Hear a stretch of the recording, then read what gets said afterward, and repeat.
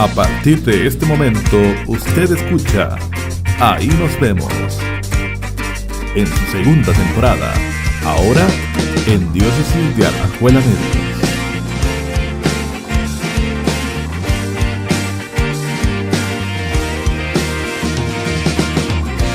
Tengo una nueva oportunidad, mi vida quiero hoy cambiar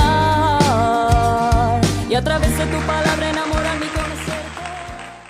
Hola, bienvenidos a nuestro 11º programa. Estamos muy felices de estar acá. ¿Cómo va, José Ramón? Bien, gracias a Dios, Josué. Bienvenidos, queridos amigos, a este nuevo episodio del podcast, en donde, pues, una vez más compartimos con alguien muy especial para la vida de la iglesia y, bueno, en el contexto ya de el inicio del nuevo año litúrgico, del inicio del Adviento, pues qué bonito momento para, pues, compartir con nuestra invitada de este día. José Ramón, hoy nos salimos un poco de nuestra diócesis, salimos de Alajuela, nos vinimos para la arquidiócesis, entonces tenemos la primera invitada fuera de Alajuela y además nuestra primera invitada que es una hermana. Entonces, Sor Milagro, qué alegría tenerla por acá hoy. Mucho gusto, muchas gracias por la invitación. Aquí vamos a ver qué vamos a conversar y cómo vamos a conversar. Sor Milagro, cuéntanos un poquito, ¿quién es Sor Milagro? Muy bien, bueno, voy a empezar por mi nombre. Está bien. Yo cuando nací, soy hija de la Revolución. La Revolución. Soy hija de la Revolución del 48. Y cuando yo nací, estaba la Revolución en su apogeo. Mi mamá quería que me bautizaran porque había tenido un parto bastante difícil. Entonces me llevaron a bautizar y salí de mi casa llamándome Flor de María. Cuando llegué a la casa, mi mamá, como había tenido ese parto tan difícil, entonces no había podido ir al bautismo. Me bautizaron 10 días después de haber nacido. Y ella toda eufórica dijo, venga mi Florcita, y le dijo a mi papá, no, ella no se llama Florcita, se llama María del Milagro, porque el padre Salazar, que era el difusor o el que difundía la devoción a la medalla milagrosa en ese momento de la Revolución, dijo, ¿cómo va a ser que la hija de una joven que pertenece a la Juventud Obrera Católica se vaya a llamar Flor de María y no se llame María del Milagro? Así es que gracias al padre Salazar llevo este nombre y me encantó, Sí. ¿verdad? Sí, siempre he sido muy devota de la medalla milagrosa y la tenemos. Uh-huh. y también de María Auxiliadora, porque mi mamá siempre fue muy mariana. Mi papá y mi mamá, ambos sin conocerse, ellos vivían en el barrio Don Bosco, en dos distintos barrios, uno en Santa Lucía y otro estaba en la avenida 10, mi mamá. Y ahí ellos iban al preescolar del María Auxiliadora, lo que llamábamos nosotros antes la escuelita María Auxiliadora. Uh-huh. Esa tenía un kinder, ahí ellos compartieron. Después, más adelante, cuando ya yo estuve para la edad de ir al kinder, me mandaron al María Auxiliadora. O sea que María Auxiliadora, la Virgen, formó parte muy importante de mi vida y de la vida de la familia. Y no solo eso, no solo María Auxiliadora, sino el ser salesiano. Uh-huh. Y estuve ahí 2 años en la escuelita, de 4 y 5 años. Luego mi papá logró tener un trabajo en el Instituto Nacional de Seguros, entonces cambiamos porque él tuvo la oportunidad ya no de andar de la seca a la meca alquilando casas, uh-huh, sino que ya tuvimos la oportunidad de tener nuestra primera casa a través del trabajo de mi papá. Bueno, mi papá trabajaba en el instituto, pero mi mamá, su profesión era costurera. Ella le encantaba la costura y nos enseñó a coser. Mi papá me enseñó hasta martillar, a hacer una instalación eléctrica. O sea, antes a uno los papás le enseñaban a hacer un poquito de todo, no lo dejaban ahí a los señoritos, ¿verdad? Entré a la Escuela América a los 7 años, porque antes no se podía ingresar antes de los 7 años a primer grado. Entré a la Escuela América, una escuela que estaba, era de 250 niñas, y estaba ahí en la avenida Segunda, donde está actualmente el edificio del Gallito.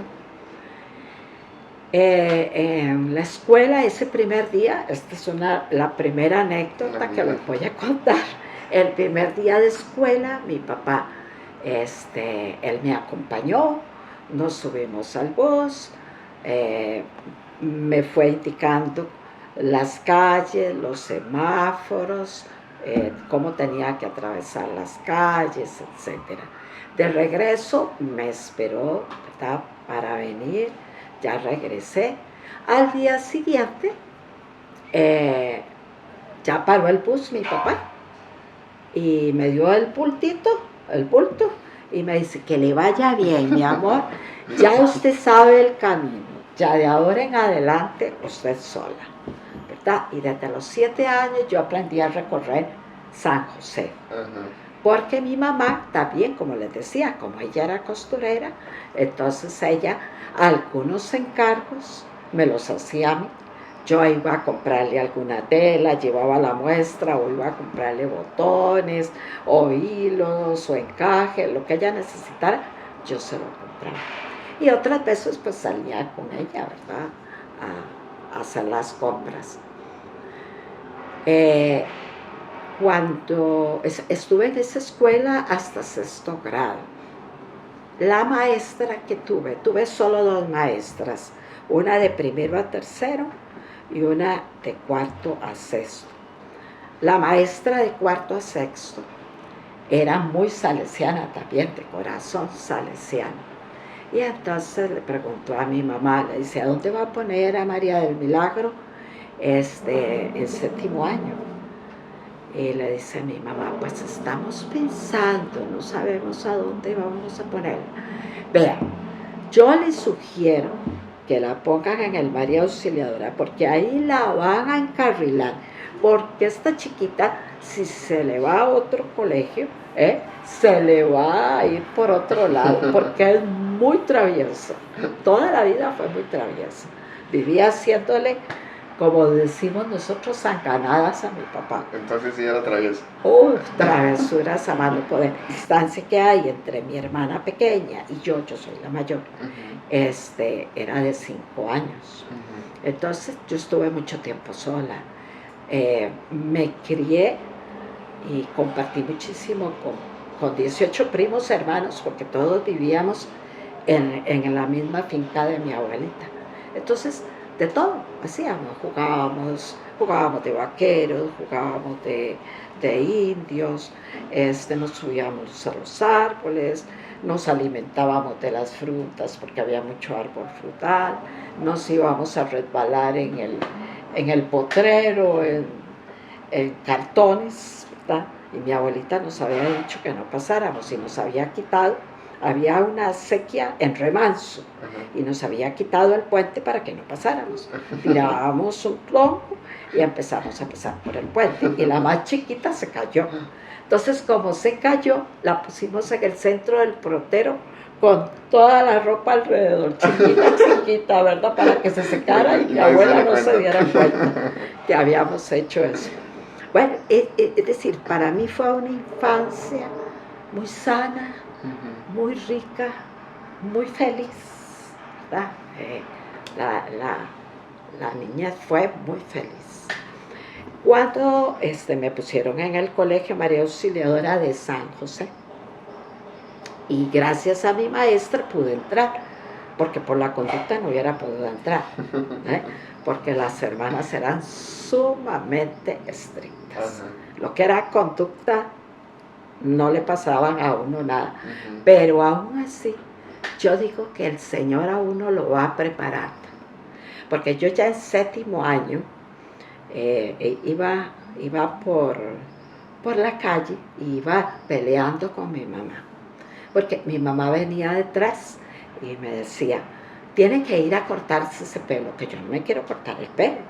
Entonces tiene que ir a cortarse ese pelo porque anda muy desordenada. Y en eso me topé con mi asistente, mi guía, la de 7º año, Sor Cecilia Brenes, que era una hermana sumamente apostólica. Entonces me dice, ¿qué anda haciendo por aquí? Entonces le digo yo, Sor, yo vivo por acá. Y dice, ¿cómo que vive por acá? Y usted ni siquiera me ha dicho y no me ha venido a ayudar. ¿Y en qué la tengo que ayudar, Sor? Yo vengo a uno de los oratorios de Sor María Romero, se quedaba en Copey, de 5 esquinas de Tibás, al fondo de donde yo vivía. Entonces dice, yo vengo a ese oratorio. ¿Y qué es lo que hace ahí? ¿Qué es el oratorio? El oratorio es que venimos, le damos catecismo a los niños, jugamos un rato con ellos y después les damos un caramelito. Entonces, ¿usted está dispuesta a acompañarme? Decisión. ¿Y cuándo es? Los domingos. Ay, solo los domingos uno se levanta más tarde. Sí, pero a las 8 tiene que estar ahí. Y dije yo, ¿por qué no? ¿Verdad? Y desde 7º año acompañé hasta 10º año, acompañé viví ese apostolado. Y eso a mí me ayudó para ir despertando. Yo creo que no es ir despertando la vocación, porque la vocación está, Dios se la regala a uno. Yo me recuerdo que el sacerdote que era nuestro confesor salesiano, el padre Mario Morera, le decía a uno, la vocación es 2 cosas. Dice, es querer y es poder. Usted puede querer, pero si no tiene las condiciones, si el Señor no le ha regalado la vocación, aunque usted quiera, usted no va a poder. Y usted puede tener todas las condiciones, pero si usted quiere, Dios no la va a forzar. Usted es la que tiene que dar la respuesta. ¿Verdad? Entonces, eso a mí siempre me ha servido, incluso para cuando tengo que hablar con las jóvenes sobre vocación, porque a veces la vocación uno no es que se la va a despertar al otro, es el Señor el que se va valiendo de todos los medios para que uno vaya viendo en el camino esas señales que le va poniendo. Entonces yo pues fui descubriendo poquito a poco las señales, pero en 9º año, yo no sé, será por la edad y todo, ¿verdad? Ya en 9º año ya me distraje, ya seguí con el apostolado, pero ya no pensaba en la vocación, ¿verdad? Entonces dije, voy a hacer otra cosa mientras tanto. Y me puse, hice ahí una experiencia de noviazgo, como media forzada, ¿verdad? Había un muchacho que incluso me encontré con él después, había jugado con él de chiquita, era vecino de una tía, y ellos llegaron a vivir ahí por mi casa y tenían un abastecedor. Entonces yo iba al abastecedor, hasta que un día me dijo él, yo a usted la conozco. Entonces le dije, ¿a dónde me conoce? Dice, ¿usted no es familia de fulana de tal? Y le digo yo, sí, claro, sí, yo jugaba con unos chiquitos que vivían ahí a la par, pues esos chiquitos somos nosotros, ¿verdad? Y dice, y me ponías el delantal a mí, vos me ponías el delantal. Entonces empezamos a hacer una bonita amistad y después ya tuvimos ahí unos encuentrillos, pero eso mismo a mí me sirvió para decir, pero ¿qué es lo que yo quiero? ¿Verdad? ¿Realmente quiero esto o quiero esto? ¿Quiero una familia? ¿Verdad? ¿O quiero entregarme, abrir mi corazón más? ¿Verdad? No solo algo algo reducido, sino algo más amplio. Y entonces, nos quedamos muy bien de amigos, ¿verdad? Entonces yo le dije a él, en 10º año estaba, le dije, vea, yo quiero hacer la experiencia de aspirantado, yo quiero entrar al aspirantado. Quiero quitarme eso que tengo ahí, esa duda. Y voy a hacer un año. Si en un año, yo veo que no, regreso y se acabó, ¿verdad? Y empiezo otro estilo de vida. Pero se ve que el Señor me estaba esperando. Porque cuando llegué, exactamente el día que me definí, porque eso fue otra, ¿verdad? El tener que decirle a mis papás. Mi mamá era muy católica, ella había sido eso, de la JOC, de la JEC, de todo eso que el padre Salazar había formado. Y ella decía que ella cuando estaba joven hubiera querido hacerse religiosa, pero que en esos tiempos, cuando las muchachas eran muy pobres, parecía como que no tenían acceso a la vida religiosa. Era algo extraño en nuestro país, ¿verdad? Pero sí se daba. Entonces, dice, yo desistí, ya después conocí. Ya, mi mamá fue novierilla. ¿En serio? Sí, entonces tuvo varios novios, ella me contaba. Pero al final se encontró con mi papá, un muchacho muy trabajador, muy entregado a su hogar, muy de familia él. Y él se había quedado huérfano. Y entonces a los 16 años tuvo que hacerse cargo de 7 hermanitos, más la mamá. Pero mi abuelita era una mujer fuerte, ¿verdad? Entonces no era tampoco que él se hubiera tenido que entregar del todo, pero él era el que proveía. Entonces había que trabajar y muy joven tuvo que empezar a trabajar. Mamá, cuando ya yo le dije a mi mamá, porque mi mamá y yo teníamos una relación muy de amistad, o sea, más que tal vez de mamá a hija, era de amistad. Tan es así que yo en la casa, ellos confiaban plenamente en mí. Y si yo salía, a mí me encantaba ir a otras provincias. Yo me iba a Alajuela y me iba a Heredia, y ahí tenía amigas en Alajuela y en Heredia. Ellos solo me decían, eso sí, me avisa, ¿verdad? Avisa dónde va, porque si no sabemos dónde está, le puede pasar algo. Y antes no había teléfono celular ni nada de eso para comunicarse, había que andar buscando los públicos. Los teléfonos públicos. Ajá. Entonces, ellos siempre me dieron muchísima libertad. Yo sentía que yo podía,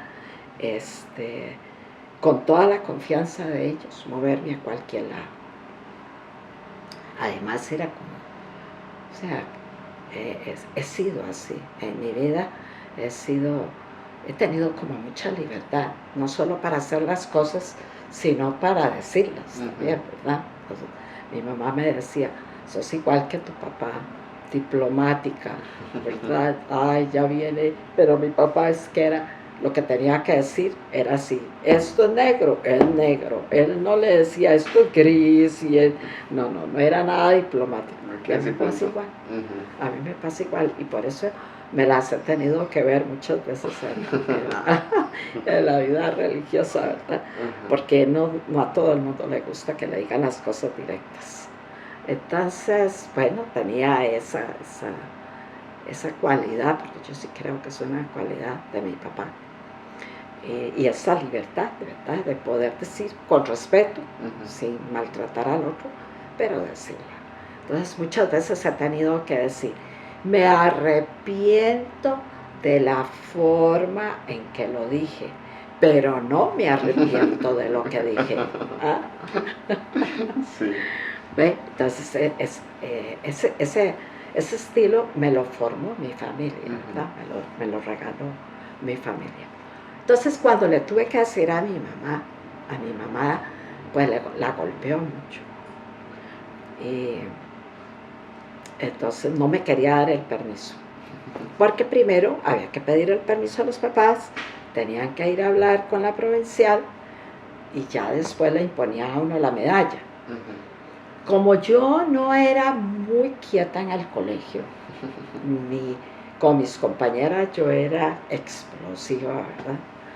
Entonces, recuerdo que ese día, dice la provincial, bueno, ya hablamos con su mamá, esperamos que su mamá reflexione y que diga que sí. Pero, como yo estoy haciendo la visita en el colegio y voy a reunirme con todo el colegio, entonces le voy a comunicar al colegio, ¿verdad?, que tenemos una nueva vocación. Me acuerdo yo que cuando dice la madre Ángela Cantona, dice, bueno, tenemos una vocación en medio de ustedes, y en el colegio era muy natural, porque las aspirantes estudiaban con nosotros. Cuando ellas llegaban de distintos países, entonces las ubicaban en los distintos años y seguían estudiando ahí. Entonces dice, tenemos una vocación entre nosotros, y que cuántos y bueno, vamos a ponerle la medalla. A ver, suba aquí al escenario, Milagro Chacón. Y se quedan todas, ¡Milagro! Yo decía, ellas van a creer que es broma. Van a creer que yo estoy jugando, que estoy vacilando a las hermanas, ¿verdad? Porque yo era muy traviesa con las hermanas. Mire, me aguantaron cada cosa en el colegio, que a pesar de que eran tan estrictas, ¿verdad? Pero yo siento que ellas veían que uno ya tenía una cierta inclinación, entonces le cerraban el ojo a ciertas cosas, ¿verdad?, que uno hacía, porque eran travesuras. Pues bueno, ese fin de año recibí la medalla, y entonces tuve una conversación con ella, con la madre, y me dice, bueno, ahora sí, vamos a ver, ¿cuándo va a entrar a la aspiranta? ¿Qué te parece? Porque lo hacían para probarlo a uno, ¿verdad? Entonces, ¿qué te parece si entras el 24 de diciembre? Ay, no, el 24 de diciembre, pero si el 24 de diciembre sería el último 24 que voy a estar con mi familia. Bueno, está bien, tenés una excusa. Y el 1 de enero, ay no, madre, 1 de enero tampoco. No ve que son las fiestas y uno aprovecha, baila. Entonces me dicen, bueno, vamos a ver, ¿qué te parece si el 6 de enero, el Día de los Reyes? Le dije yo, sí, el Día de Reyes yo llego, ¿verdad? Y así fue, ya llegué. Mi mamá no me pudo ir a dejar porque no se sentía de irme a dejar. Yo tenía que ingresar al colegio de Alajuela, que era un internado, y en las vacaciones las aspirantes iban no íbamos a vacaciones a la casa, entonces iban a Alajuela, ahí al internado, y ahí era donde uno iba ingresando, ¿verdad?, la aspiranta. Y bueno, ese primer día que entré, de lo que yo pensaba que iba a ser un año de prueba, para mí solo poner los pies dentro de la aspiranta, y para mí ya fue una decisión definitiva, ¿verdad? Yo no dudé, dije, no, esto es lo mío, esto es lo mío, ¿verdad? Y entonces, bueno, y mi mamá, tengo una anécdota, porque cuando iban de los chiquitos al catecismo, mis papás me daban una mesada, en ese tiempo eran 2 colones, una monedona así, ¿verdad? Y le tenía que durar a uno toda la semana. Entonces yo la iba cuidando, solo la usaba para los pases del bus. Y luego compraba medallitas y confites, chocolatitos. Y nosotros, el uniforme nuestro era como un jumper y tenía 2 como dos alforzas aquí. Entonces llegaba hasta acá para poder que hiciera la forma del busto en la primera costura. Entonces yo en esa costura, todo el tiempo en los dos lados vivía metidos medallas, andaba con medallas. Cuando los chiquitos me los encontraba en la calle, una cosa así, yo les regalaba la medallita. Entonces a veces, cuando no tenía, ellos me decían, sorry, María, porque María era como me decía, María, y si voy a su casa, entonces sí, vaya a mi casa y yo le voy a tener ahí la medallita. Entonces a veces tocaba y mi mamá abría y me gritaba desde la puerta, Sor, ahí la busca. Y yo todavía no era Sor, ¿verdad? Pero ella me molestaba por todas las cosas que yo iba haciendo, ¿verdad?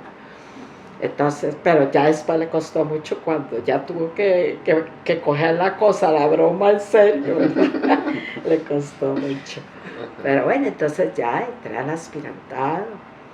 Ya el aspirantado, hice 2 años y medio de aspirantado, porque a mitad de año se hacía el postulantado, luego de los 2 años de noviciado, y por último la profesión temporal, que se hace durante 4 años seguidos, por si una hermana, pues a través de su proceso de discernimiento, se da cuenta que no, ¿verdad? Toda esa formación no está para más, es más bien le va a ayudar, ¿verdad? En su vida de cristiana. Pero al 4.º año uno hace los votos bienales y por último los votos perpetuos. Bueno, eso digamos así como un poco a lo largo de mi vida, porque anécdotas, historias y aventuras y vividas tengo cualquier cantidad, ¿verdad? Pero si ustedes quieren preguntar algo más, tengo 52 años de vida religiosa ya, ¿verdad? Si Dios lo permite, este 24 de enero estoy cumpliendo los 52 años. Sí, ya cumplí mis bodas de oro. Las cumplí en la mera pandemia. Sí. Pero fueron muy bendecidas también, ¿verdad? O mi vida religiosa ha sido muy bendecida, ¿verdad? A lo largo de mi vida, yo le cuento a veces a la otra hermana con la que estoy, le cuento todas las experiencias que fui viviendo con distintas directoras y en distintas casas. Y la riqueza que Dios le va regalando a uno. No es que no hayan dificultades y problemas y seres humanos hay siempre detrás de este hábito, ¿verdad? No es que porque llevamos el hábito como a veces piensa la gente. Yo me he encontrado en otros países que los niños veneran el hábito, ¿verdad? Y uno se impresiona mucho cuando ve que un chiquito se te queda viendo y te pone las manitas así, te baja la cabeza para que le dé la bendición, ¿verdad? Eso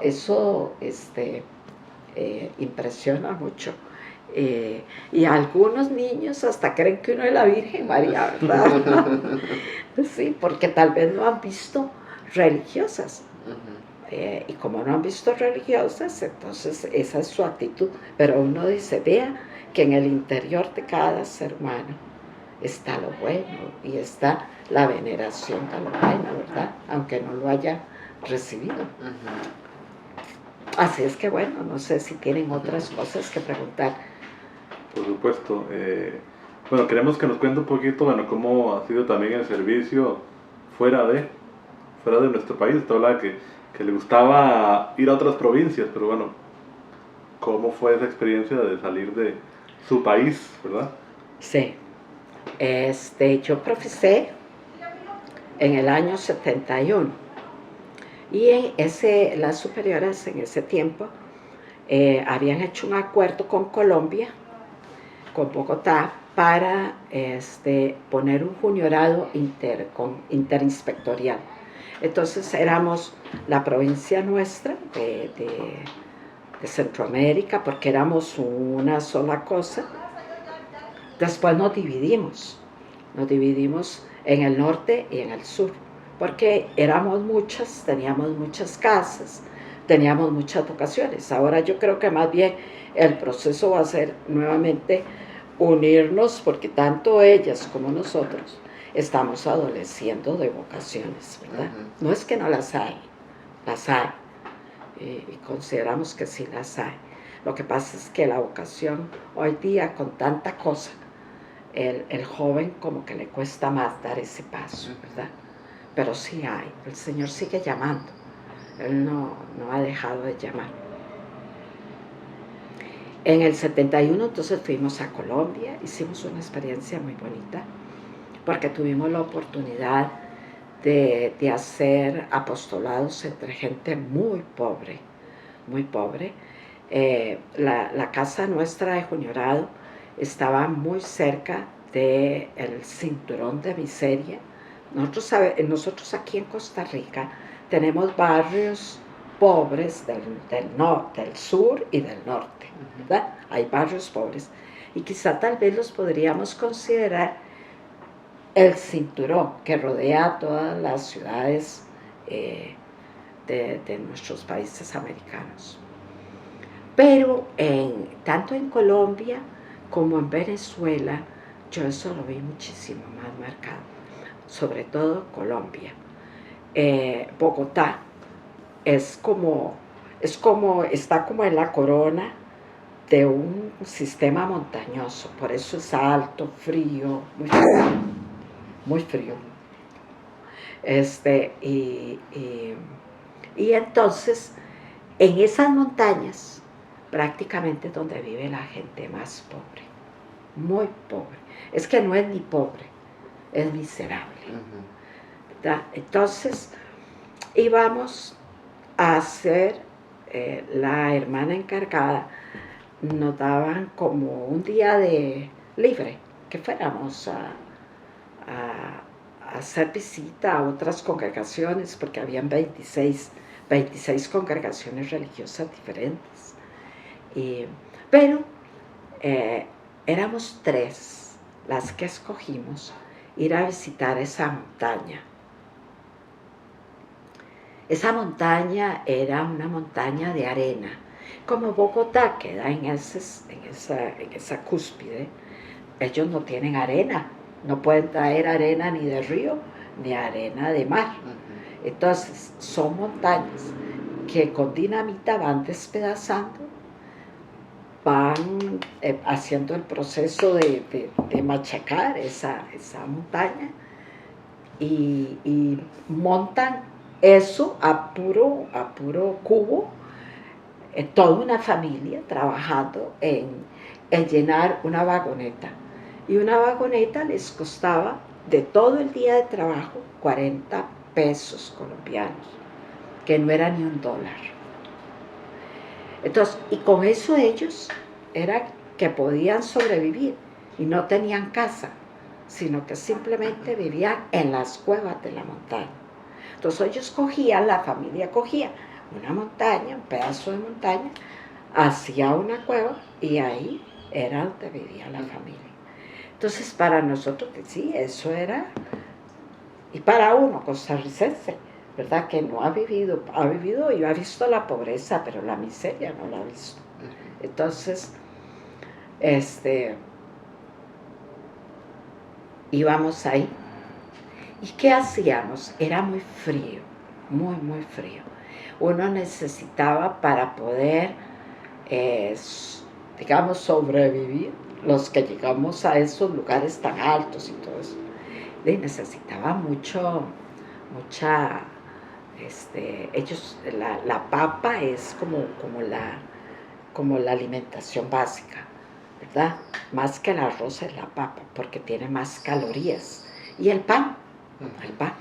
Entonces, cuando llegó la Cuaresma, nosotras 3, las que íbamos, tomamos la decisión que íbamos en el lugar de comernos 15 pancitos para poder tener calorías, nos íbamos a comer uno. Nos estábamos muriendo de frío, ¿verdad? Pero dijimos, es la Cuaresma y nosotros Aquí tenemos donde dormir, tenemos cobijas, tenemos alimento, pero ellos no. Entonces, ¿qué hacíamos? Les llevábamos papas, les llevábamos el pan, lo metíamos en fundas para que no nos lo viera la superiora, porque si no decía, se van a morir ustedes porque están quitándole al cuerpo las calorías que necesitan. Claro, más nos cobijábamos, más frío sentíamos, ¿verdad? Y después le robábamos a la Economa, le robábamos las panelas, que eran los atados de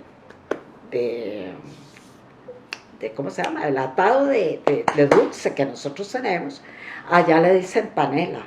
Entonces nosotros a la Economa le robábamos unas 2, 3 atados y cada una jalaba con su saco, ¿verdad? Para la montaña. Nos ayudó montones eso, ¿verdad? A tener ese contacto con esa gente. Luego tuve otra experiencia. Yo daba catequesis, porque teníamos que ir a dar catequesis en una escuela que teníamos de internado. Ahí mismo eran como 4 casas que había. Las ancianas, estábamos nosotras las juniores, las hermanas que apenas empezábamos, estaba el internado y estaba otra casa de hermanas mayores. Pues le buscamos trabajo a muchas de esas señoras para que le lavaran la ropa a las internas, porque ellas tenían que buscar quien les lavara la ropa. Le buscamos trabajo y después dábamos catequesis en la escuela. Pero un día los salesianos estaban muy cerca y ellos tenían un oratorio y nosotros también teníamos un oratorio. Ellos el oratorio de niños, nosotros el oratorio de niñas. Pero resulta que un día se empezó a dar un revuelo entre las chiquitas, ¿verdad? Y que están los gamines y que no sé qué, y los gamines en Colombia son niños pequeñitos delincuentes, niños de la calle, delincuentes. Ya ellos andan armados, cada uno con un cuchillo. Uh-huh. Y resulta que el líder de ese grupito era de 8 años. Dice uno, ¿qué se puede esperar, verdad, de esta criatura? Pues llegaron a meterse ahí al oratorio de las niñas. Entonces ya me fui yo, voy a ir a ver qué es la cosa, ya me fui. Y ya me encontré con el chiquito, bueno, y aquí cómo está la cosa, ¿quién es el jefe? Yo, dice el chiquitillo, ¿verdad? Entonces, bueno, ¿y qué es lo que vienen a hacer aquí? Es que nosotros queremos estar aquí. Nosotros no queremos estar allá con los salesianos, porque ya un salesiano nos echó, nos dijo que no quería estar con nosotros, porque nosotros somos muy terribles. Ajá.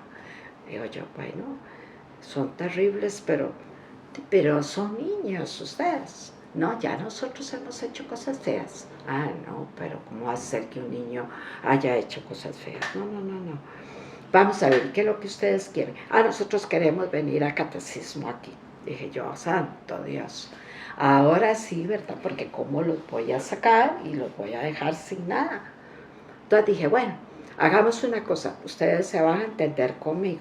Pero la hermana directora, cuando vio que los chicos estaban en la misa, me dijo, Sor Milagro se va a ir deshaciendo de esos chiquitos, porque esos chiquitos son terribles. Digo, vamos a ver, voy a ver qué saco de ellos. Entonces un día me dice, chiquitillo, andaba el cuchillo así, ¿verdad? Entonces le digo yo, ¿para qué andas ese cuchillo? Entonces me dice, por si acaso alguien me molesta, yo lo uso. Pero aquí nadie te va a molestar. Y todos andan con cuchillos, sí, ya, todo, ¿verdad? Bueno, hagamos una cosa. Mientras están aquí, me ponen el cuchillo aquí al frente. Ve, nadie se los va a quitar. Me ponen el cuchillo ahí y vamos a estar sin cuchillos. Porque aquí no hay necesidad, nadie los va a molestar. Y yo haciendo cruces y de todo, ¿verdad? Que la directora no me fuera a insistir en sacarlos. Pues terminé con ellos hasta medio año, porque después me mandaron al centro de Bogotá, a otro oratorio, centro juvenil, porque teníamos que cambiarnos. Pero estaba la otra hermana con la que yo iba allá arriba, ¿verdad? Una era más cercana que la otra. Entonces yo le dije, ay, Tony, mire, cuando usted esté aquí, coja a esos chiquitos, no los deje, porque ellos hasta el momento van bien, pero nos pueden hacer desastres aquí con las chicas, ¿verdad? Entonces mejor tengámoslos por las buenas y no por las malas. Y esos chiquitos fueron tan agradecidos, que entonces los salesianos tenían, allá tienen un lugar que se llama la Bosconia, que es donde tienen cantidad de gamines, pero ellos empiezan, entran a jugar, digamos, llegan de la calle, sucios porque han dormido en la calle, tienen sexo, se drogan con gasolina, le roban la gasolina a los carros, se drogan. Entonces esos niños, los salesianos, tienen un patio abierto grande. Ellos llegan a jugar, les quitan las armas, ¿verdad? Que ellos se hacen, los cuchillos es generalmente lo que tienen más. Les quitan la ropa, hay una lavandería, mientras tanto les lavan la ropa, les ponen una pantaloneta y una camiseta y los ponen a jugar. Entonces hay pleitos, hay de todo, ¿verdad? Como cuando hay chiquillos terribles juntos. Pero ahí están los salesianos presentes. Y ellos poco a poco, ellos mismos van solicitando quedarse.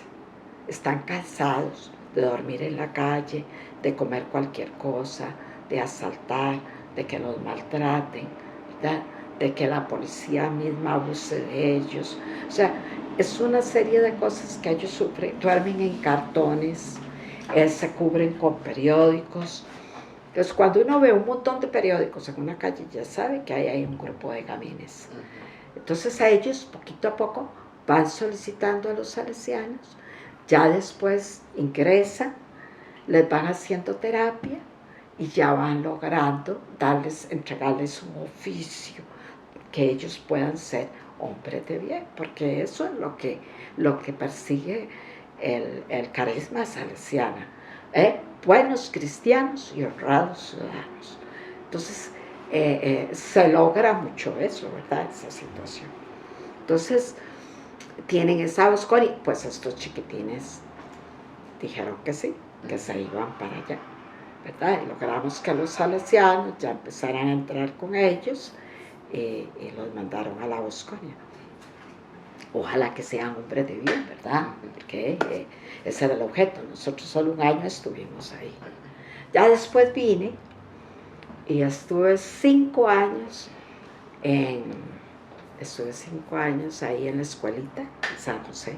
Una experiencia muy linda, porque también era una escuela de niñas pobres, niñas muy pobres, de lo que era el barrio Corazón de Jesús, barrio Cuba, Atillo, Alajuelita, Sagrada Familia, y ya empezaba Pavas atrás, que era Villa Esperanza, eran invasiones, entonces se trabajaba muy bonito con ellas. Después, ahora sí, ya voy para afuera, ¿verdad? Ya me voy para afuera. Me cambian a Guatemala. En Guatemala tuve la oportunidad de iniciar mis estudios de magisterio. Después estuve haciendo cursos, porque nosotros, como cambiamos tanto de oficio y de lugar, a veces le cuesta a uno terminar, ¿verdad? Estuve estudiando teología, estudié 4 años y medio de teología con los salesianos, en el teologado salesiano. Ahí saqué mi título de teología, y el de magisterio, que yo misma me pongo, a veces empiezo a recapitular Guatemala y yo digo, ¿a qué hora hice tanta cosa? Se ve que era muy joven y tenía muchísima energía, y toda esa energía la canalicé, gracias a Dios, bien, ¿verdad? Después daba clases en la nocturna, teníamos una nocturna de alfabetización, daba clases en esa nocturna y luego como a eso de las 7 me iba para la universidad hasta las 10, 11 de la noche, bastante lejito del colegio. Hice una experiencia ahí muy bonita porque con las estudiantes la guatemalteca es muy difícil de conocerla, de que ella se muestre como es, tal cual es. Entonces uno llega a un momento en que uno dice, ¿será cierto o no será cierto? Porque hasta en la manera de hablar te dice, a ver, vamos a ir a hacer un paseo. ¿Cuándo lo hacemos? Podría ser o el miércoles o el jueves. No, o es el miércoles o es el jueves. ¿Sí? ¿A qué hora? O a las 8 o a las 9, no, a las 8 o a las 9. Entonces hay que irlas definiendo muy bien a ellas, porque si no te juegan que sí, que no, ¿verdad? Uh-huh. Bueno, hice una experiencia muy linda, tuve un grupo de 2 años de adolescentes, me costaron mucho.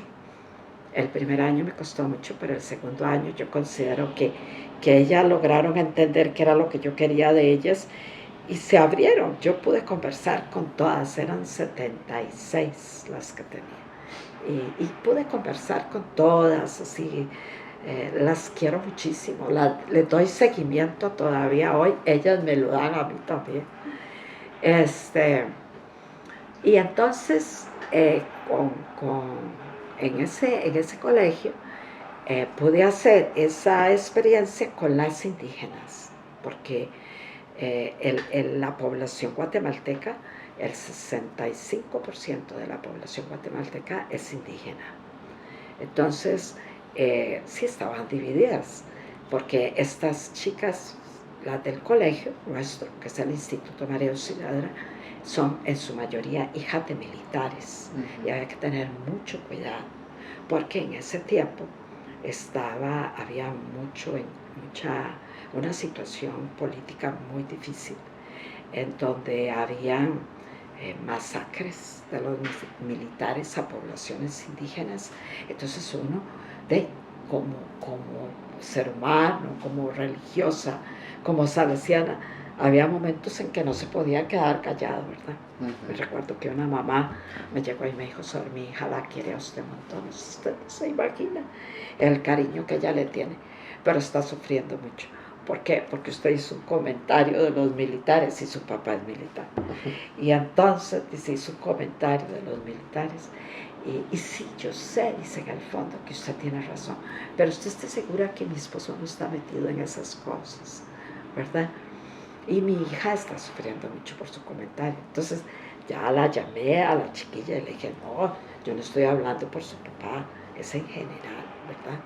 O sea, el respeto al ser humano, aunque sea indígena, la diferencia entre un ladino y un indígena no debe existir, son seres humanos, ¿verdad? Pero los militares querían poder, mucho poder. Entonces me tocó estar ahí, en esa situación. De ahí me pasaron a Quetzaltenango. Ese era un colegio de una clase social más alta, porque Quetzaltenango es la ciudad industrial de Guatemala. Entonces había mucho extranjero, italianos, franceses, ingleses, entonces, más italianos, ¿verdad? Entonces las chicas iban a nuestro colegio. Y fue una experiencia muy bonita porque era la primera vez que iba a hacerme cargo de un colegio en el aspecto de la disciplina y el estudio, que ese era el oficio, entre nosotros es el oficio de la consejera escolar, lo llamábamos consejera escolar, ahora se llama coordinadora educativa, ¿verdad? Pero ese oficio lo inicié ahí en ese año.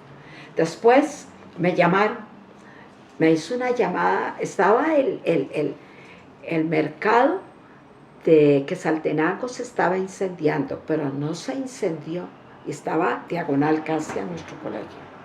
No se incendió solo, por un cortocircuito. Lo quemaron a propósito.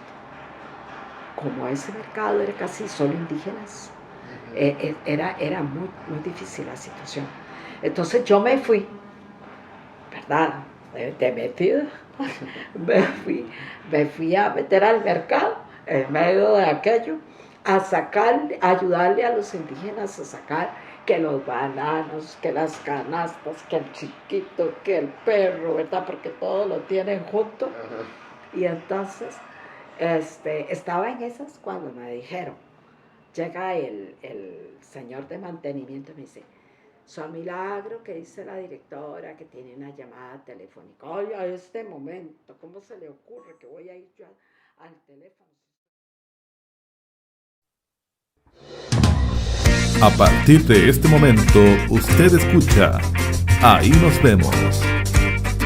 En su segunda temporada, ahora en Diócesis de Alajuela Medio.